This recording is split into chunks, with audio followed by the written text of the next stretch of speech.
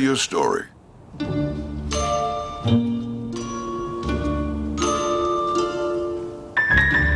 It's about a giant, a basketball giant. Part fable, all real. His name was Wilt Chamberlain. They called him the Big Dipper. 7 feet, 1 inch tall, and as athletic as any man who ever walked the earth. You try guarding that on a basketball court sometime. He played the game like no one had ever seen. He did things no one might ever see again. Like that night, 50 years ago, when he scored 100 points. That's right, 100 points. The game wasn't on TV, just some pictures remain. But you better believe that night lives on in the memories of those who saw it and will never, ever forget it. The most amazing scoring performance of all time. 100 points for the Big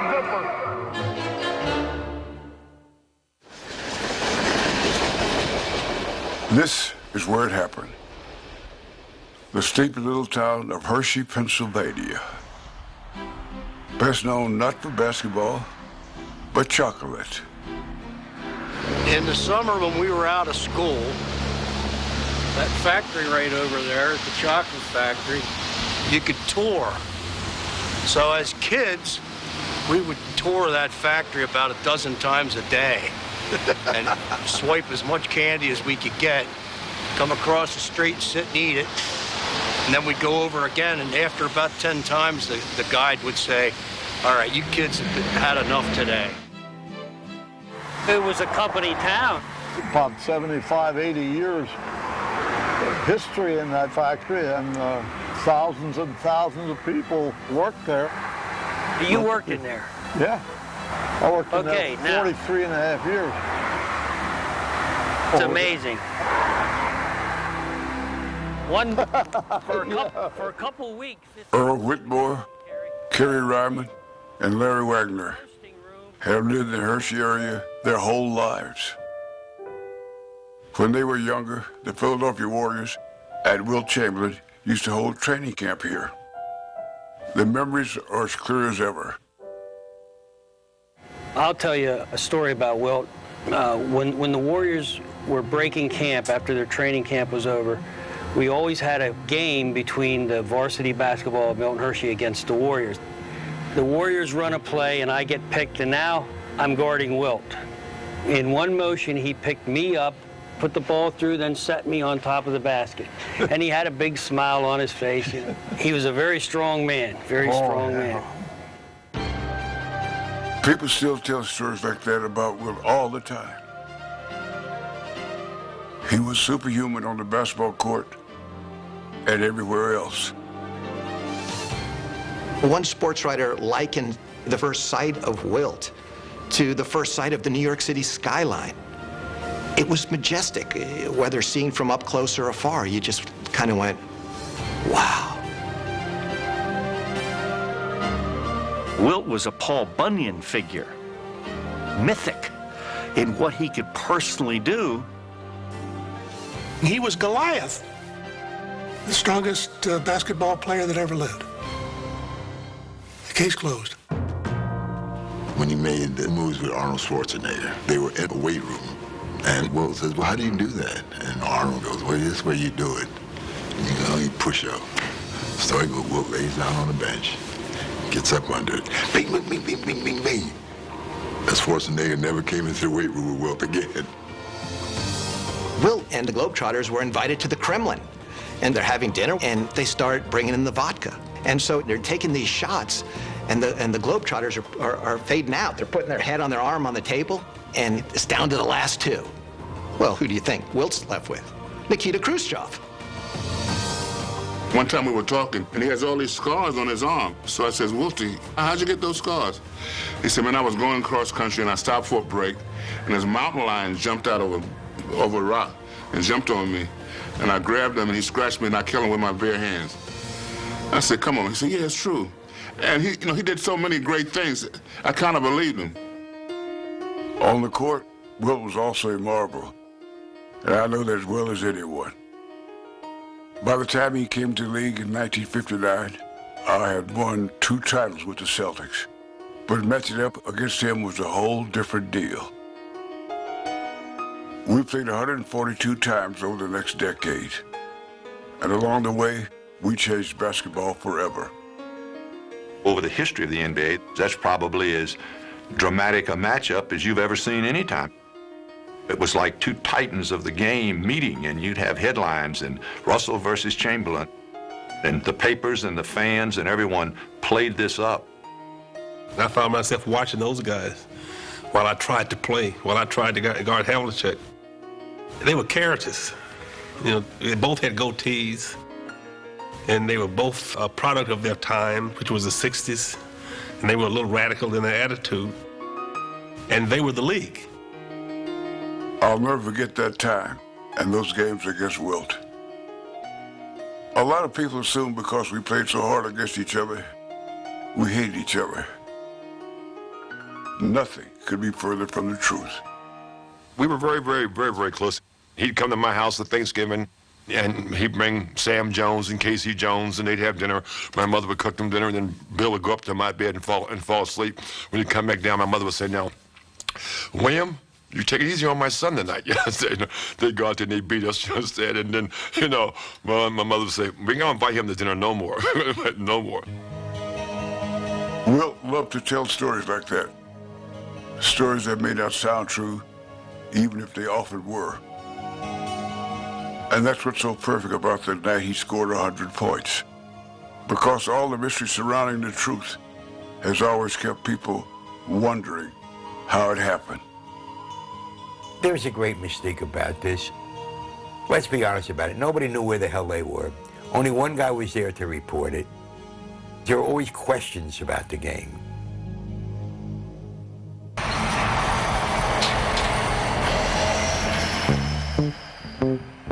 This is West Philadelphia, where Wilt Chamberlain grew up.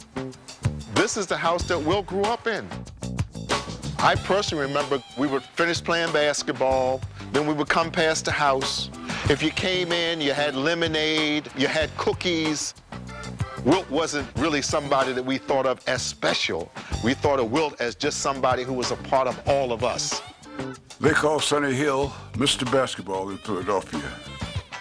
He and Wilt met on these streets when they were kids. The legendary, one-of-a-kind Wilt Chamberlain played right here at Overbrook High School. Wilt would not only block your shot, Wilt could go up in the air and catch your shot, which was like, ooh. He was changing how basketball games were played in the mid-50s. He was just a teenager, but he was already a huge star and the most popular kid at Overbrook High. The whole aura of Wilt Chamberlain permeated the whole school. Everybody was excited about the possibility that we're going to have the greatest basketball player in history. It's impossible to describe. There was no way of stopping him. In our gym, he could run the length of the gym in 4 or 5 steps and dunk the ball.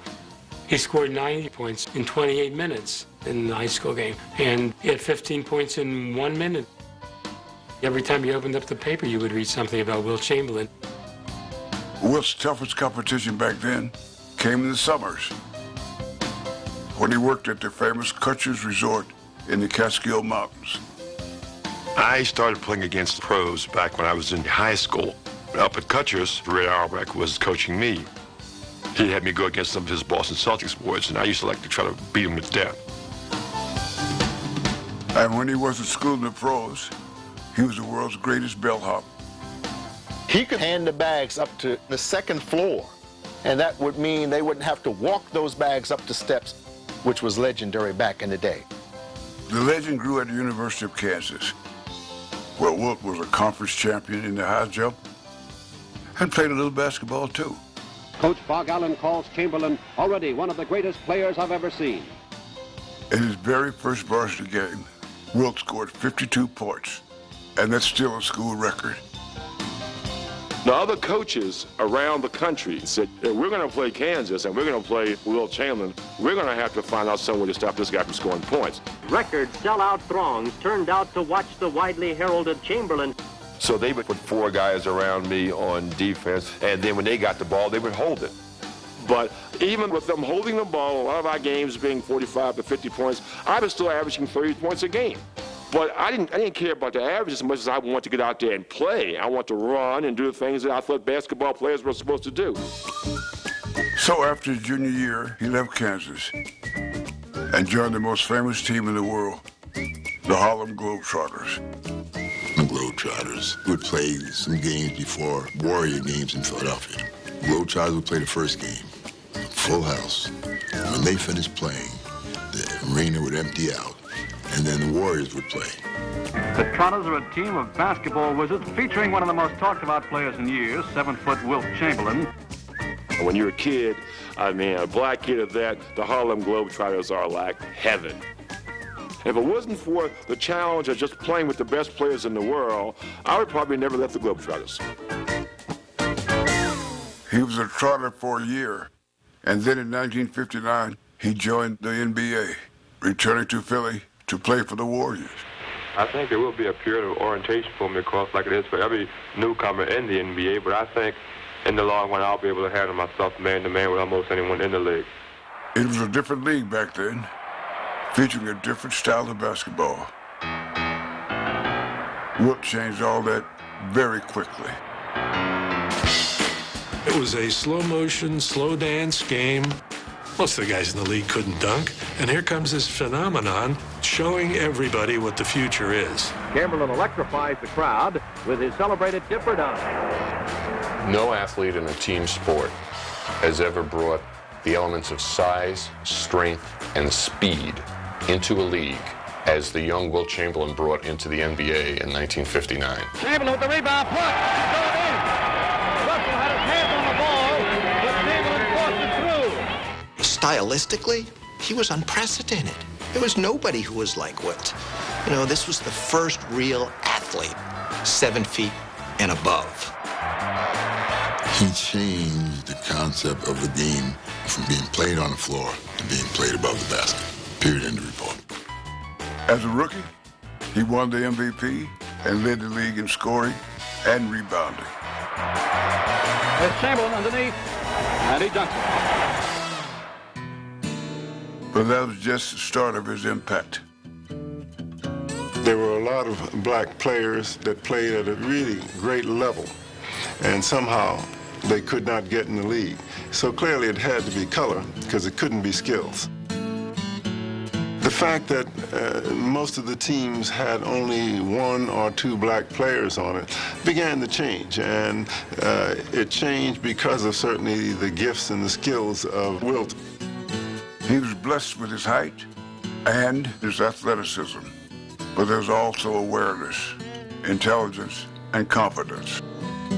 I came into a game that was very limited to having black players. It was so limited that the only real black player of any high white-collar job, so to speak, meaning scoring points, was Elgin Bailey. Every other black player ever was in the league was a blue-collar worker. He was a guy who was getting rebounds for his team and passing it out to the other scorers and so on and so forth. Then along comes me, and I don't care about giving the ball to somebody else. I'm gonna do it myself. When Wilt showed up, now a lot of people looked at it as a great black athlete, gained the attention of the sports world, and was great doing it and didn't have to apologize for what he was doing. When he did that, you know, that spoke volume for everybody who ever played basketball. He was not going to allow race in any way to define him or to diminish him. And so there he was making $75,000 a year, more than any other player in the NBA in 1961. And night after night, he's playing against the best white players in the league, and he's tearing it up.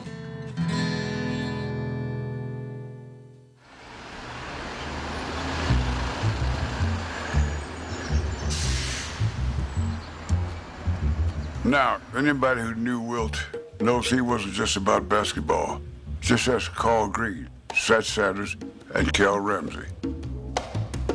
They remember when Wilt came to Harlem and took over Small's Paradise, making it, of course, the center of the party.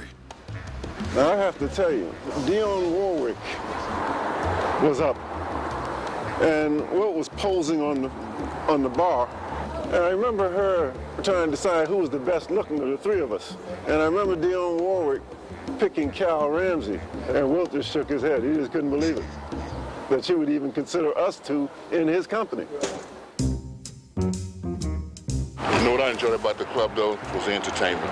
Yeah. I mean, and every weekend they had a great entertainment, and the place would be packed. The other part about that was that because it was Chamberlain, because it was Wilt's spot, a lot of entertainers wanted to be there. Yeah, they wanted to be in the spot where things were happening.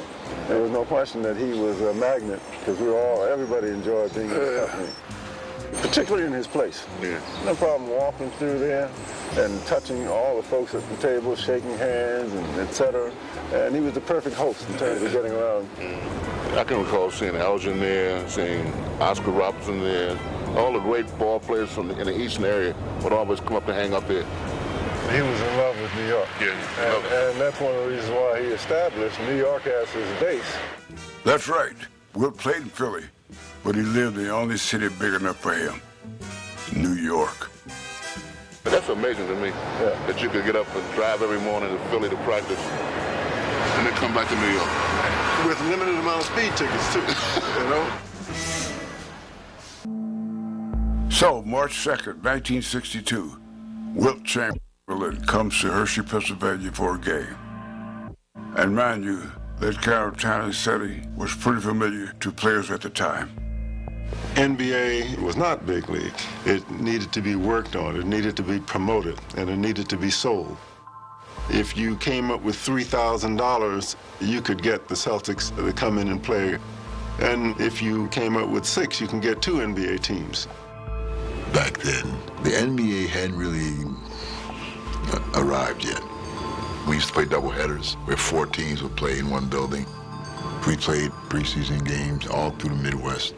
And Hershey, Pennsylvania was where we used to have training camp, and so they'd always farm a couple games out there. So it wasn't anything new to us.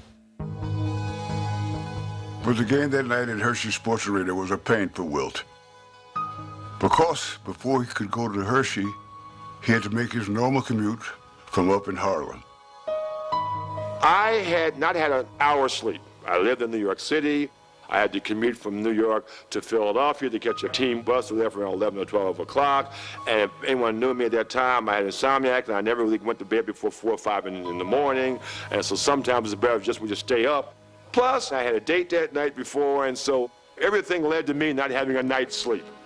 I remember getting into the bus, going to Hershey from Philadelphia, and said, boy, am I tired. We would get to Hershey about 2 or 3 o'clock in the afternoon. There were no hotels for us to go to and stay in because we didn't do those kind of things in those days. We went straight to the arena where we had to wait around for 5 or 6 hours for the game. They were there so early that they had something to while away their time by going here into this penny arcade, which is quite different today than it was then. Because right over in this section was a shooting gallery. And I started shooting rifles and so on and so forth, and I couldn't miss anything. And one of my closest friends, Ike Richmond, he had talked to the guy out the door who had worked in the arena for 20 years and said the highest numbers ever posted here was such and such a thing. So he would bet me that I couldn't beat that, but I just blew all the numbers away. So if there was ever a clue that I was going to have a high day, this was definitely the clue. Harvey Pollack has worked for the NBA since the league started in 1946. He still works for the 76ers. And he was the one keeping score that night in Hershey. 50 years ago, I was here on this floor when Wilt got that 100 points. Some people don't even think the game was ever played. In fact, there have been several articles written which say that this game was a figment of Harvey Pollack's imagination. I want to congratulate myself for thinking of such a thing. Harvey was there, but most of his colleagues in the press didn't make the trip. The New York guys didn't cover it at all. Who wants to take a bus ride from New York to Hershey on a Friday night in March? There was one writer from the Philadelphia papers who covered the game, virtually no press. Harvey covered it for everybody. I was the PR director of the Warriors, the game statistician, the writer for the Philadelphia Inquirer, the Associated Press, and United Press International. I've been in the NBA for 65 years, and this was by far the busiest night of my career. So I needed 100 points. I got a hole in the head. Meanwhile, for some young men at Hershey, missing Wilt and the Warriors was out of the question. This is the door that we used to come in most nights. 15 of us would each chip in some change to buy one ticket for downstairs here. It was $2 for the blue seats. And the guy that got the ticket that was in here would come back and he'd open up this door. Now we'd be all out here in this catwalk waiting. Once we came in, we headed into this bathroom right here. And we'd get up on with our shoes up on the seats so you couldn't see. And we'd lock the doors and wait in there for 5 or 10 minutes, and then we'd head out. And when they got into the arena and found some empty seats, what they saw down on the floor was an unstoppable basketball force.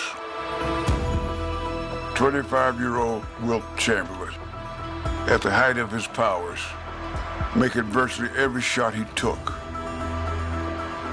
I was shooting out of realms I normally don't shoot it. I usually stayed pretty much in the post, turn around, fade away jump shots, but I was shooting jump shots from a little bit the top of the key and running around. I was really hitting very, very well. He had 23 at the end of the first period, and I remember coming back to the huddle, and Richie Guerin comes in, and Richie says, kind of like in jest, he says, the big fella's going for 100 tonight. Wilt always beat up on the Knicks. On this night, he just feasted away. We were a little short-handed that game. Phil Jordan, our center, was sick. They said he had a shoulder injury, but he'd really had a late night out, and he was rooming with Donnie Butcher. And when Butcher left to go to the team bus, he heard Jordan in the bathroom vomiting, saying, "Butch, I ain't gonna make it." So the Knicks are going one man short, and that man happens to be 6'10". The backup center was named Darrell Imhoff. No match for Wilt at all. And then there was the third stringer, Cleveland Buckner. Cleveland was like 6'7", 6'8", and a slender type of body. So, you know, it's like putting a child against a man. So then the Knicks tried Dave Budd, even smaller, at 6'6". And I tried to beat him down the floor and stand where he wanted to stand, maybe force him out a couple steps. Well, that didn't work too long, because if he wanted to move back, he moved back. The Knicks had only one other choice with Wilt: foul him. At that time, certainly, he was one of the worst free throw shooters in the league. And what people couldn't understand is he could put the ball in the basket with 3 guys hanging off his arms, some guy biting him on the shin, and now you take everybody away, and it's like the basket is moving. On this particular night, remember what we said earlier about the arcade, that he was a special night was in effect? Well, here's another special thing that happened. Well, didn't miss anything. He took 14 foul shots in the first half, and he missed just 1. And so, you know, Wilt begins now to build this Everest. You know, he's going to be at 41 points at the half, 13 of them from the free throw line. So something big is going on here, but you still don't know how big. If Wilt was going to ever score 100 points in a game, it was going to happen in that 61-62 season. Why? Well, it all starts with his new coach that year, Frank McGuire. He had a great deal of belief in my ability, and he instilled that belief into the team, and he actually put me in a position to have maybe the greatest single season that I think a basketball player could possibly ever have. McGuire gave Wilt the key to the offense of this team. He gave him the key to the season. Said, go ahead, big fella, take it away. Let's see how high we can fly. And he starts throwing down these thunderbolts. He goes 48-25 the first game, 57, 32 rebounds the second, and then 53, 55, 43. Silly numbers, crazy numbers. Wilt spins around his defender and garners points 47 and 48. Frank McGuire had two rules. The offense always went through Wilt, and Wilt never left the floor. In an 80-game season, he played 79 complete games. He missed 8 minutes of one game because it got thrown out. Other than that, he played every moment of every one of those games. That was inconceivable to us. How the hell do you stay so strong all season? How do you avoid fouling out? How do you take a beating every night with guys pushing you, punching you, grabbing you, and come back the next night fresh as a daisy? How the hell do you do this, Wilt? Just one game, 48 minutes a game is really enough, you know what I'm saying? But playing a whole season, 48 minutes a game. I mean, when I look back in retrospect, I say, what were they doing to me? Jesus, there must have been some time when I could have gotten a rest. But unbelievably, he never took one. And even more astounding was his scoring. It's a record, of course. 50 points a game. That's right. 5-0. 50. Man's averaging 50 points a game. He's averaging 50. A bad night is 44. He'd get 63. He'd get 70. I mean, miraculous things. We were in awe of what he was doing out there against the best players in the world. Chamberlain's 61-62 season, it almost looks cartoon-like in its dominance. Michael Jordan scored 50 or more points 31 times in his career. Impressive. Wilt did it 45 times in one season. So by March 2nd, with 5 games left in the season, anything seemed possible for Wilt. 3 or 4 weeks earlier than that, Frank McGuire had said to the press, well, one day soon, Wilt will probably score 100 points. In Hershey, remember, he had 41 at halftime. But in the third quarter, he picked up the pace to make his coach's prediction a real possibility. Rogers takes the jump shot. It's no good. Chamberlain with a rebound. Pops it in. He's got another one. We're just conjecturing here. How many can he make? At the end of the third, he had 69. And as the fourth began, he wasn't about to slow down. Inside to Chamberlain. He's got it. Chamberlain has 75. It was like watching some sort of a natural cataclysmic disaster, maybe, you know, an earthquake or, you know, a flood of some sort. It was magnificent. If you're listening on the radio in Philly, announcer Bill Campbell was keeping you posted on Wilt. But if you were in the arena, it was legendary Philadelphia PA announcer Dave Zinkoff. He was in his glory because he was announcing every point in the second half that Wilt scored. As the game wore on, all the people in the audience followed the Zink and made like a chorus, like it was a musical with a chorus in the background. There's an announcement by Dave Zinkoff.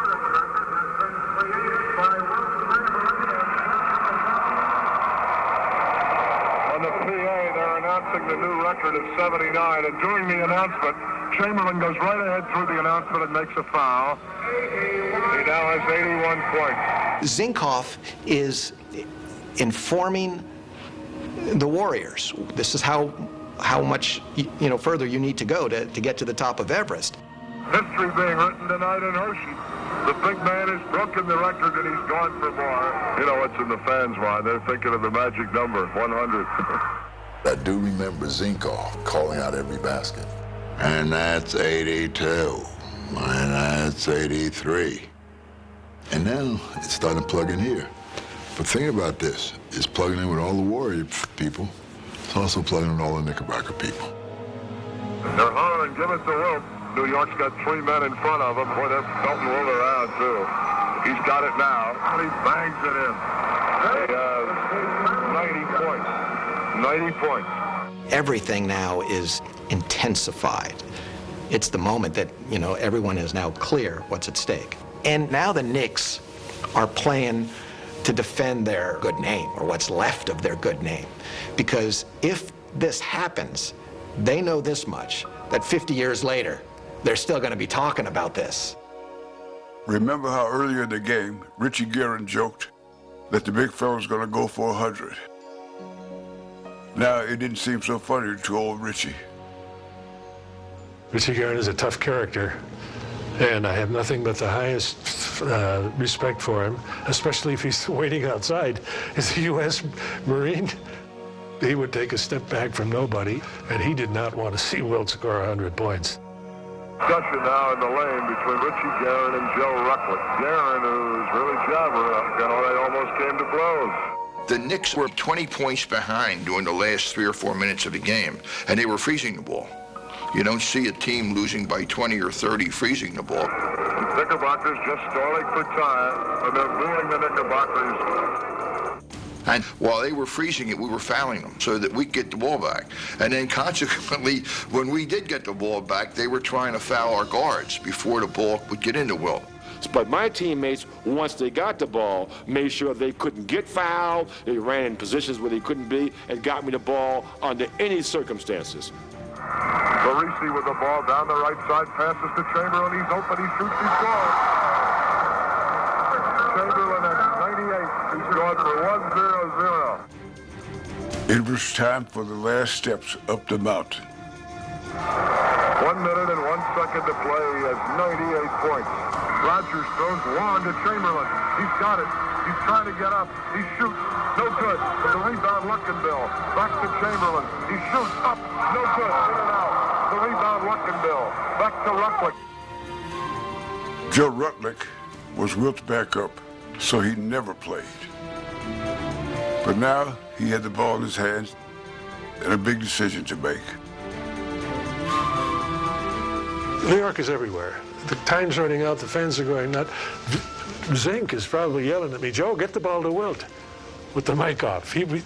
But the guys collapsed all around him, and I'm wide open. I've got a shot that's 12 feet. I can get into the score column in this game with a little quick jump shot. But instead of the scoring column, Joe chose the history book. I stop dribbling and I hold the ball, and I see Wilt moving around, and he says, "Ooh," and he puts his hands like this. He bumps the guy off of his hip, and there he is. I threw in the ball. Boom, the rest is history. To Rucklick, into Chamberlain.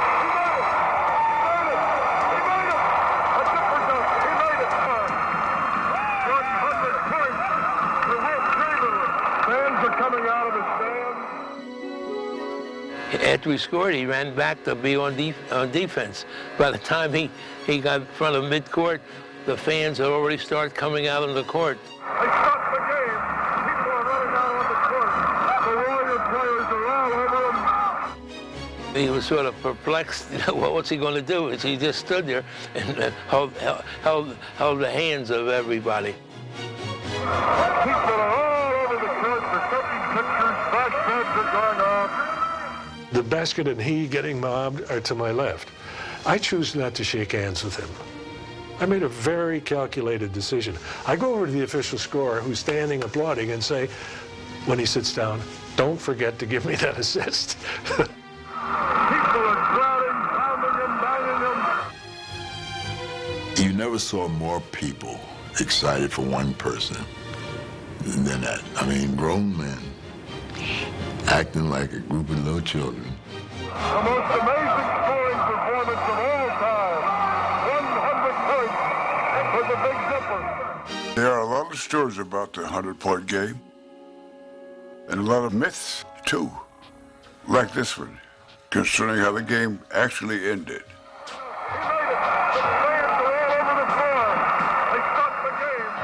It was still 46 seconds on that clock when I scored 100 points. But since that's all the fans wanted, and the officials felt like that was enough to, said the game was over. The people came on the floor. And so that's one of maybe the few games in the history of the NBA that never, ever finished. That's what Wilt remembers, but the radio broadcast proves the game did end. New York's ball off the Garrett. 4 seconds left. 3. New York will probably hold the ball.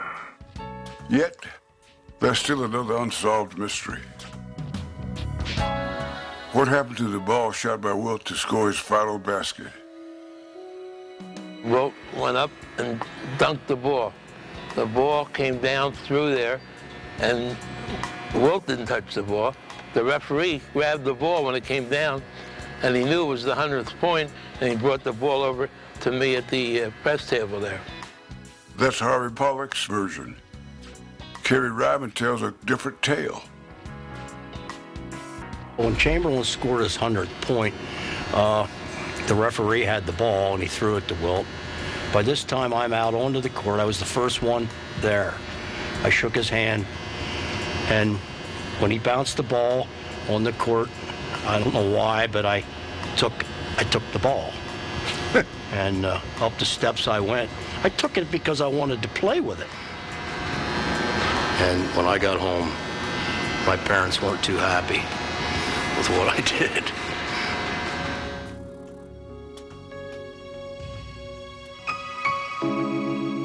Eventually, the crowd of 4,000 left the Hershey Sports Arena, and Wilt went back to the locker room.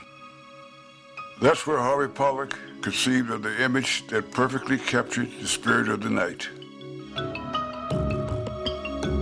After the game, when I came in, Wilt was about over here, sitting here on a stool. I see this photographer standing there, and I said, "Did you take your pictures yet?" She said, "I don't know what to take." I said, "What can I do?" So I thought for a second, and I looked over at Jim Heffernan at the Bulletin, and I walked over. Harvey asked me, "Do you have any paper, Hef?" And I said, "I give him a piece of what we called copy paper then. That's what you wrote your story on." And I said, "How about if I write 100 on the pad?" He said, "What are you going to do with that?" I said, "How about if I have Wilt hold this sign up here?" So I walked over to Wilt. I said, "Wilt, you see this sign? That indicates what you did here tonight. And the photographer's going to take a picture of you." He says, "Hey, great idea." It's just Wilt sitting on this bench, and he's just kind of sheepishly looking at a camera, holding up a piece of paper. But it works. It's as great as any image that's ever been taken in basketball. You know, whether it's Julius Erving's dunks or Michael Jordan levitating or the skyhook by Kareem, that image trumps them all. After he showered, Wilt had to get home just like anyone else. And since home was New York, as the story goes, he hitched a ride with a couple of Knicks. I'm surprised they even wanted him in the car. You know, here's a guy who just got 100 points against me, blew my brains out, and I was riding back in my car, taking him back to New York. And I immediately fell asleep. And while I'm falling asleep and we hit a toll road stop, I kind of wake up and I can hear them saying, "Can you believe that SOB got 100 points against us?" And the whole conversation for 2.5 hours with them calling me these names. Finally, they dropped me off at my house first, and I get out of the car. I said, "Hey, fellas, thanks for the lift, you know, and I'm so sorry about that 100 points." But believe me, I said, I mean, I didn't really mean to be a SOB, but what the hell? And with that, Wilt and Norman Chamberlain finally went to sleep.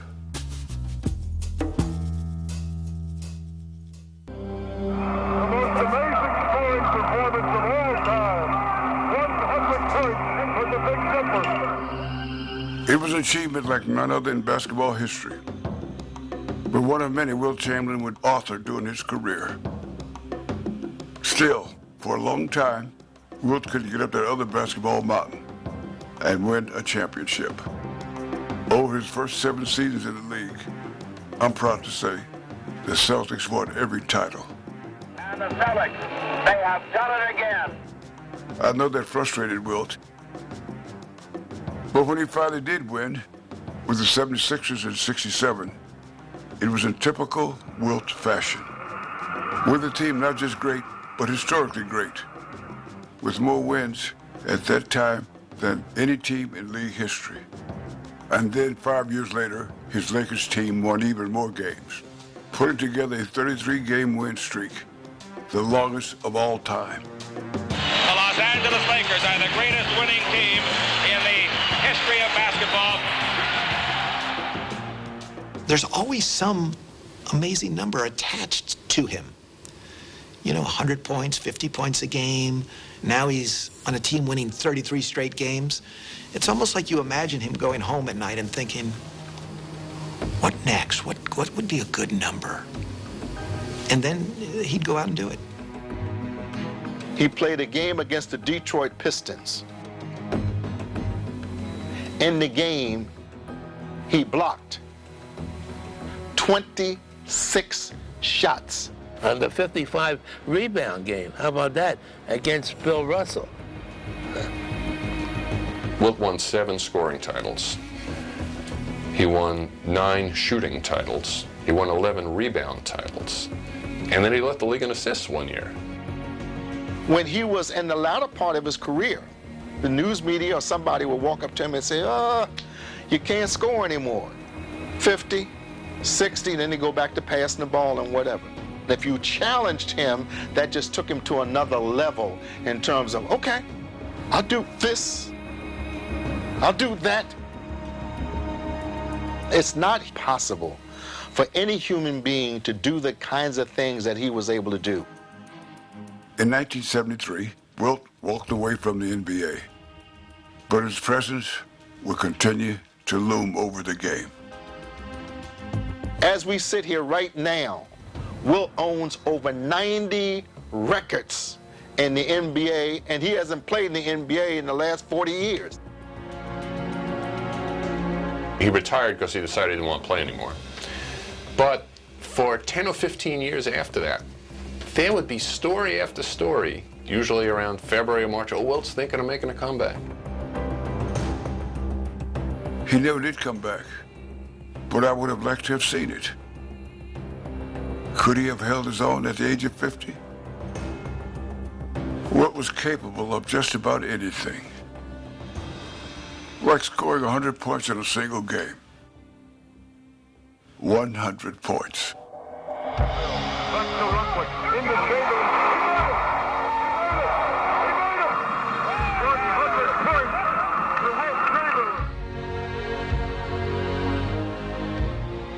It's a perfect monument to the man. A number easy to remember, stunning to comprehend. The NBA has been here since 1946. There's only been one guy in the history of the NBA score 100 points. There's only one. Wilt's 100-point night is the statistical Everest. There's nothing in American sports that can come close.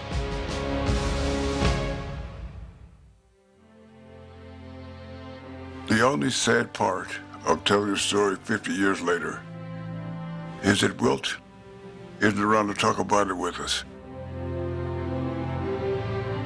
I would say that other than the 100-point game, the only time that Wilt actually shocked the public was when he died. For someone who did extraordinary feats, it took the most ordinary thing ever for people to say, oh my. We had seen him as such a strong man, such an impactful physical figure in the game. There was just nowhere in the world we would think that Wilt Chamberlain would not live to be at least 100. We know death is inevitable for everybody, but you just think that there's some people that are too big, too strong. This can't happen to them. He's the one who made me better. He's the one who made everyone wonder what was possible. Not just on that night of March 2nd, 1962, but every time he walked into a room. Will anyone ever score 100 points in an NBA game again? I suppose it could theoretically happen. But will there ever be another Wilt Chamberlain? Absolutely not. Part fable, all real.